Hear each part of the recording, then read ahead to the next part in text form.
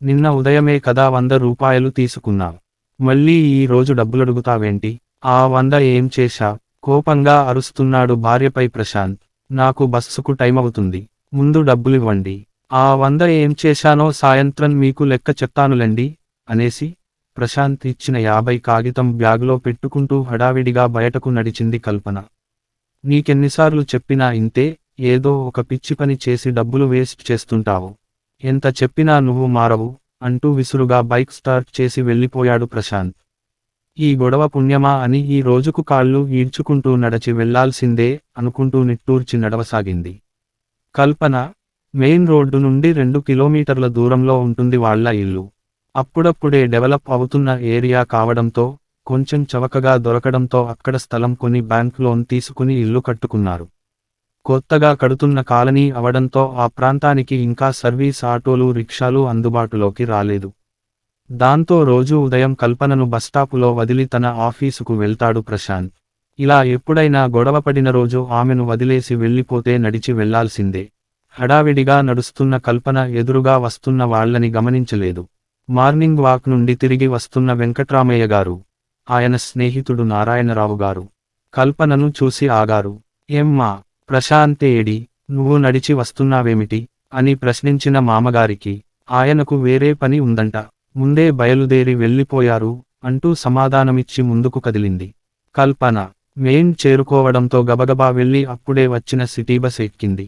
అక్కడి నుండి ఆమె ఆఫీసుకు చేరాలంటే కనీసం గంట పడుతుంది ప్రయాణం. బస్సులో సీటు దొరకడంతో విశ్రాంతిగా కూర్చున్న ఆమె తనను ప్రశాంత్ నిలదీయడం గురించి ఆలోచించసాగింది. ఈ ప్రశాంత్ ఎప్పుడూ ఇంతే, అన్నీ బడ్జెట్ ప్రకారం జరగాలంటాడు. ఎలా వీలవుతుంది? నెలనెలా వేసే బడ్జెట్ మించి ఖర్చులు అవుతున్నాయని గోల. ప్రతి నెలా ఏదో ఒక ఎక్స్ట్రా ఖర్చు వచ్చి పడుతుందని వాపోతూ ఉంటాడు. సంసారం అన్నాక ఖర్చులు రాకుండా ఎలా ఉంటాయి? మనిషి మంచివాడే కానీ ప్రతి పైసా తను ఎందుకు ఖర్చు పెట్టిందో అతి జాగ్రత్తగా ఆరా తీస్తుంటాడు. అతని ప్రవర్తనకు ఒక్కొక్కసారి మనస్సు చివుక్కుమనిపిస్తుంది కూడా. అయినా ఇందులో అతని తప్పేమీ లేదేమో. 7 సంతానం అత్త మామలకు, వాళ్ళందరినీ పెంచి పోషించి జీవితంలో ఒక స్థితికి తీసుకురావడానికి తన తల్లిదండ్రులు పడ్డ అవస్థలన్నీ ప్రత్యక్షంగా గమనించిన ప్రశాంత్, తన పిల్లలు ఏ కష్టం తెలియకుండా పెరగాలని డబ్బు సంపాదనే ధ్యేయంగా పెట్టుకున్నాడు. ఈ విషయం మీదే తరచూ తామిద్దరూ ఘర్షణ పడుతున్నారు. ఎంతసేపూ డబ్బు సంపాదించి తర్వాత తరానికి అందించాలనే తాపత్రయమే. ఆ తాపత్రయంలో పడి తానేం కోల్పోతున్నాడో అతనికి అర్థం కావడం లేదు. ఇద్దరం ఉద్యోగాలు చేస్తున్నాం, నెలకు కనీసం 30,000 జీతాలు, తమకుంటూ సొంత ఇల్లు ఉండి కూడా రోజూ ఉదయం సాయంత్రం పార్ట్ టైం జాబ్ ఎందుకు మానేయా మంటే వినడు. పిల్లలకు అందించాల్సింది డబ్బు మాత్రమే కాదు, తల్లిదండ్రులుగా కొన్ని విలువలు కూడా అని తానెంత చెప్పినా అతనికి అర్థం కాదు. డబ్బు తర్వాతే నువ్వు చెప్పే ఏ విలువలైనా, కడుపు నిండినవాళ్లు చెప్పే కబుర్లు అవన్నీ అనే అతన్ని ఎంత ప్రయత్నించినా మార్చలేకపోతోంది. ఇంతలో తాను దిగాల్సిన స్టాప్ రావడంతో బస్సు దిగి వడివడిగా నడిచింది కల్పన. ఆఫీసు గేటు దగ్గర కలిసిన కొలీగ్ స్వప్న పలకరింపుతో ఆలోచనలను పక్కన పెట్టి రొటీన్ వర్క్లో పడిపోయింది.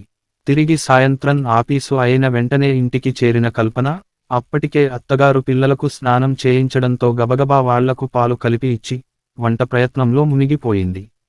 పిల్లలను వంటగది దగ్గరే బయట గచ్చుమీద చాప వేసి కూర్చోపెట్టి హోంవర్క్ చేయిస్తూ వంట చేయసాగింది. ప్రతిరోజూ సాయంత్రం పిల్లల చదువు సంగతి కల్పనే చూస్తుంది. పిల్లలేమో తండ్రి కోసం అడుగుతూ ఉంటారు, డాడీ ఇంకా రాలేదేమిటి అని. డాడీకి చాలా పనులుంటాయి కదా, వచ్చేసరికి లేటవుతుంది, మీరు అన్నం తిని నిద్రపోండి అని వాళ్లను సముదాయించినా మనస్సులో మాత్రం చాలా బాధపడుతుంది. ప్రశాంత్కు ఎంతసేపు డబ్బు సంపాదించాలనే తపనే కాని ఆ ప్రయత్నంలో తానెంత విలువైన సమయం కోల్పోతున్నాడో అర్థం కాదు. పిల్లలతో రోజు మొత్తంలో 10 నిమిషాలైనా గడపని వ్యక్తి ఆ పిల్లలకు కొండమీద కోతిని తెచ్చిస్తే మాత్రం ఏం లాభం? ప్రశాంత్ తన ప్రవర్తనతో పిల్లలకు దూరమై వారితో తండ్రిగా తన అనుబంధాన్ని పోగొట్టుకుంటున్నాడు. ఏ రోజూ పిల్లలు అన్నం తిని నిద్రపోయేలోపు ఇంటికి రాడు. ఎప్పుడైనా వచ్చినా పొద్దున 7 గంటల నుండి నిమిషం ఖాళీ లేకుండా గంటల లెక్కన పనిచేసి అలసిపోయి ఉండటంతో ఇంటికి రాగానే డాడీ అంటూ కాళ్లకు చుట్టుకునే పిల్లల్ని చూస్తే చిరాకు పడతాడు. దాంతో తనో అత్తగారో వాళ్లని అవతలకు తీసుకెళ్లి బుజ్జగించడం మామూలే. ఇంకా నయం, అత్త మామలు తమతో ఉండటంతో తనకు పిల్లల గురించిన టెన్షన్ కొంతవరకు తక్కువే తన కొలీగ్ మాధవికైతే ఆఫీసులో లేటైతే ఇక పిల్లల గురించి టెన్షన్, ఎవరూ చూసేవాళ్లు లేకపోవడంతో ఆ పిల్లలు వాళ్ళ అమ్మ వెళ్లే వరకు అలా వాకిట్లో కూర్చోవాలి. ఎంత సంపాదిస్తున్నా మనశ్శాంతి లేదంటూ బాధపడుతుంది మాధవి. పోనీ మీ అమ్మనో అత్తనో రమ్మని అడగవచ్చుగా అంది తను. మాధవి విచిత్రంగా నవ్వి, కల్పన, ఇది భారతదేశం తల్లి.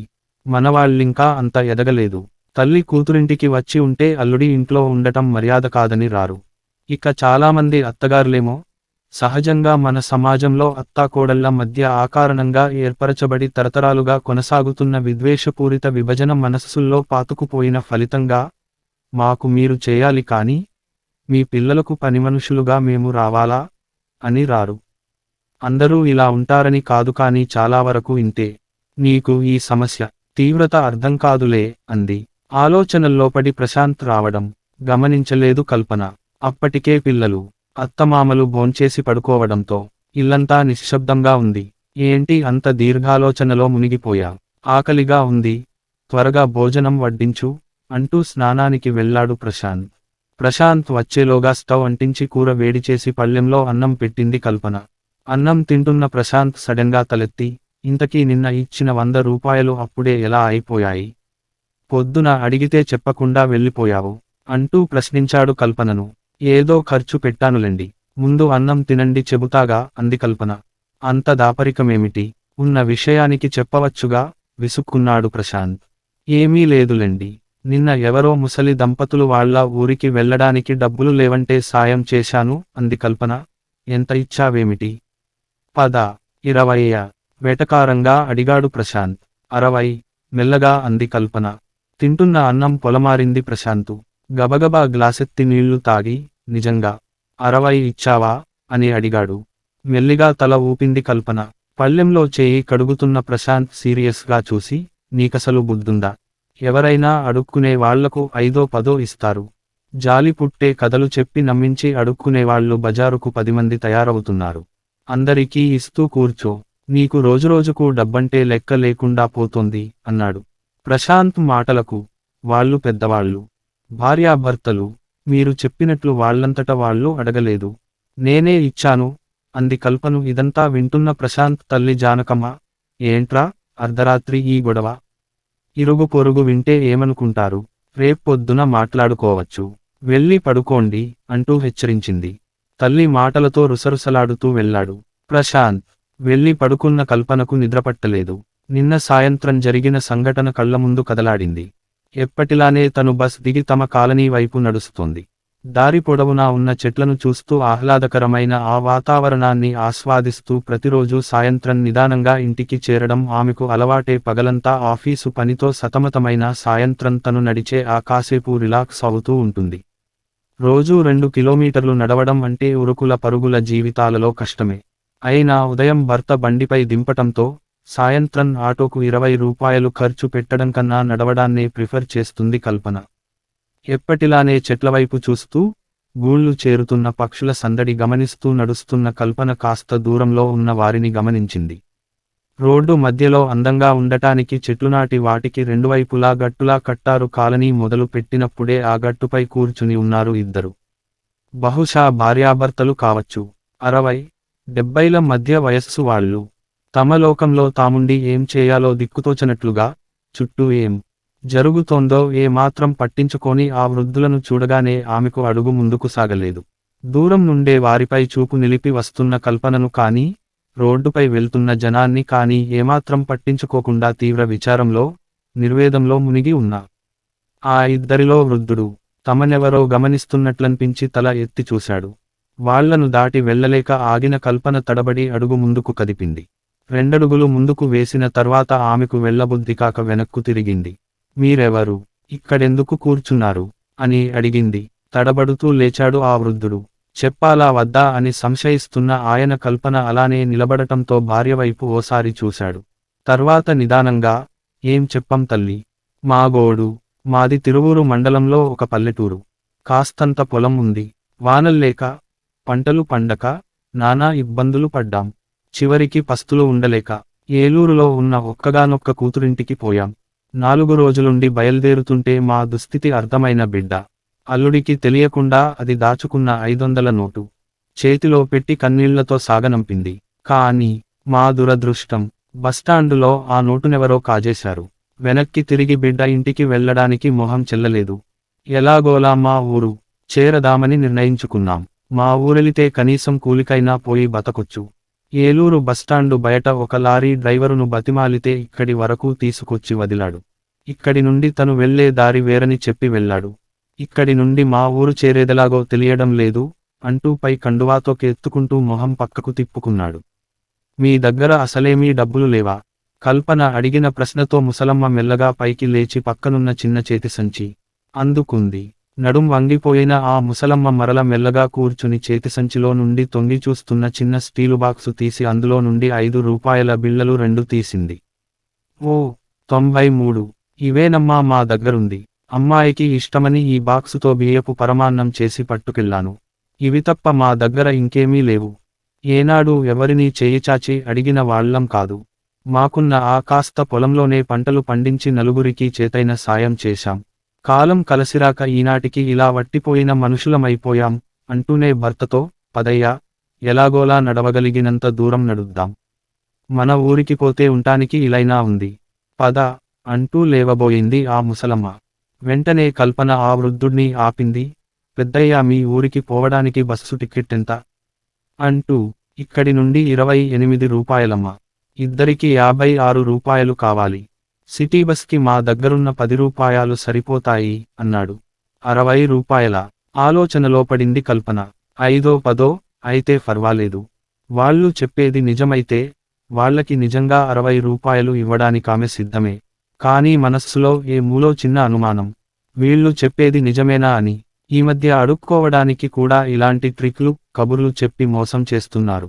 ఎలా కనుక్కునేది వీళ్ళ మాటలు నిజమో అబద్ధమో? పోనీ ఒక 10 రూపాయలు ఇచ్చి వెళ్ళామా అనిపించిందామెకు. ఆమె తన ఆలోచనల్లో తానుండగానే ఆ వృద్ధురాలు నిదానంగా పైకి లేచి వంగిపోయిన నడుముతో నడవడం ప్రారంభించింది. ఆమెకేసి చూసిన కల్పనకు కడుపులో దేవినట్లయింది. అంతే, సంశయాలన్నీ వదిలి ఒక స్థిర నిశ్చయానికొచ్చిందామె. బ్యాగ్ తీసి 60 రూపాయలు ఆ వృద్ధురాలి చేతిలో పెట్టింది. తర్వాత ఆ వృద్ధుడి వైపు తిరిగి, పెద్దయ్య, మీరు చెప్పిన మాటలు నిజమని నమ్మి మీ కూతురి లాంటిదాన్ని మీకు బస్సుకు డబ్బిస్తున్నాను. జాగ్రత్తగా ఇంటికి వెళ్ళండి. ఇంకెవరినీ మీరు డబ్బులడగక్కరలేదు అంది. జరిగిన విషయమంతా ప్రశాంత అక్కు చెప్పడానికి కల్పనకేమీ భయం లేదు. కానీ ముందే ఏదో ఒకటి అని గొడవ పెట్టుకుని తర్వాత సారీ చెప్పటం ప్రశాంత్ అలవాటు. ఎదుటివాళ్లు చెప్పేది శాంతం వినకుండా ఏదో ఒకటి అంటాడు. ఈరోజు కూడా అదే జరిగింది. అక్కడే అయితే అత్తయ్య, మామయ్య వింటారని తను తర్వాత చెప్తానంది. కానీ ప్రశాంత్ తొందరపడటంతో విషయానికి పెద్దవాళ్లకు తెలిసింది. రేపు ఉదయంతో ఈ టాపిక్ కట్ చేయాలి. లేదంటే ప్రశాంత్ తనను పూటపూటా సతాయిస్తూనే ఉంటాడు అనుకుంది కల్పన. మరుసటి రోజు ఉదయం గోంగూర కట్టలు కొంటున్న జానకమ్మ కల్పనను 2.5 రూపాయలు ఇమ్మని చెప్పింది. కల్పన గోంగూర అమ్మే నరసమ్మకు 3 రూపాయలు తెచ్చి ఇచ్చింది. ఆమె చిల్లర లేదంటూ రేపటి లెక్కలో తగ్గిస్తానని చెప్పి వెళ్ళింది. అక్కడే కూర్చుని గడ్డం చేసుకుంటున్న ప్రశాంత్ వెంటనే మాటలు విసరడం మొదలు పెట్టాడు. నీ కోడలుకేమమ్మా ఎంతైనా దానం చేస్తుంది. 60 రూపాయలు ఇచ్చిన దానికి 1/2 రూపాయో లెక్క అంటూ కల్పన సీరియస్ గా చూడటంతో ఆపేశాడు.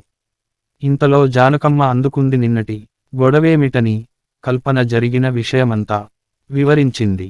అప్పుడు జానకమ్మ, అది కాదే అమ్మాయి, వాడు అన్నాడని కాదు, కానీ ఎవరైనా 60 రూపాయలు ఇస్తారంటే అసలు వాళ్ళు నిజమే చెప్పారో అబద్ధమే చెప్పారో ఎవరికి తెలుసు? ఏదో 5 10 ఇస్తే సరిపోయేది అంది. అలా ఇస్తే నీ కోడలు ఎట్లా అవుతుందమ్మా? తనకేం తోస్తే అది చేయడమే అలవాటు కదా, వ్యంగ్యంగా అన్నాడు ప్రశాంత్. అప్పటివరకు మౌనంగా నిలబడిన కల్పన ప్రశాంత్ వైపు తిరిగి అంది, చూడండి, నేను బాగా ఆలోచించే ఇచ్చాను. వాళ్లకు నిజంగానే బస్సు టిక్కెట్లకు డబ్బులు లేకపోతే వాళ్ళ ఊరు చేరడానికి ఉపయోగపడతాయి. వాళ్ళు అబద్ధమే చెప్పి ఉంటే ఆ వృద్ధులకు ఆ డబ్బులు 4 కిలోల బియ్యం కొనుక్కోడానికి 1 వారం రోజులు గడపడానికి సరిపోతాయి. అంతే కదా. ఈ రెంటిలో ఏది జరిగినా నాకు సంతోషమే, ఎందుకంటే అలాంటి వృద్ధుల ఆకలి జీవితాంతం తీర్చగలిగే శక్తి నాకు లేదు. అయినా ప్రశాంత్, 60 రూపాయలు అంటూ అంత గింజుకుంటున్నావే, అదే నేను 600 రూపాయలు పెట్టి చీర కొనుక్కొని ఉంటే నువ్వేమైనా అంటావా నన్ను? అనవు. ఎందుకంటే, నీ భార్య నీ హోదాకు తగ్గట్టు ఆడంబరంగా ఖరీదైన మనిషిగా ఉండటం నీకిష్టం. కానీ, నేను మనసున్న మనిషిగా బతకదలచుకున్నాను. నేను చేసింది నీ దృష్టిలో తప్పైనా నేనిలాగే ఉంటాను. సీరియస్గా జవాబిచ్చిన కల్పన మాటలకు అత్తగారు, ప్రశాంత్ మరి మాట్లాడలేదు. పడక కుర్చీలో పడుకొని పేపర్ చదువుతూ, ఈ ఘర్షణంతా వింటున్న వెంకట్రామయ్య గారు దీర్ఘాలోచనలో పడ్డారు. ఆ సాయంత్రం ఎప్పటిలానే సిటీ బస్ దిగిన కల్పన బస్టాపులో స్కూటర్ పట్టుకుని నిలబడి ఉన్న మామగారిని చూసి ఆశ్చర్యపోయింది. కంగారుగా తనవైపు వస్తున్న కోడలిని చూసి నవ్వుతూ, కంగారు పడకమ్మా. ఏమీ లేదు. నిన్ను పికప్ చేసుకోవడానికే వచ్చాను అంటూ ఆమెను స్కూటర్పై ఇంటికి తీసుకొచ్చారు. అనుకోకుండా ఆ రోజు త్వరగా ఇల్లు చేరిన ప్రశాంత్ మామ కోడళ్లను చూసి ఆశ్చర్యపోయాడు. అదేంటి నాన్నగారు, రిటైర్ అయ్యాక నేను స్కూటర్ బయటకు తీయను అని షెడ్లో పెట్టేశారు కదా, మళ్ళీ ఈరోజు బయటకు తీశారెందుకు అని అడుగుతున్న కొడుకుతో, 60 ఏళ్ల వయస్సులో కూతురైన కోడలి కోసం ఈ మాత్రం శ్రమ పడగలనులే అన్నారు నవ్వుతూ వెంకట్రామయ్య గారు.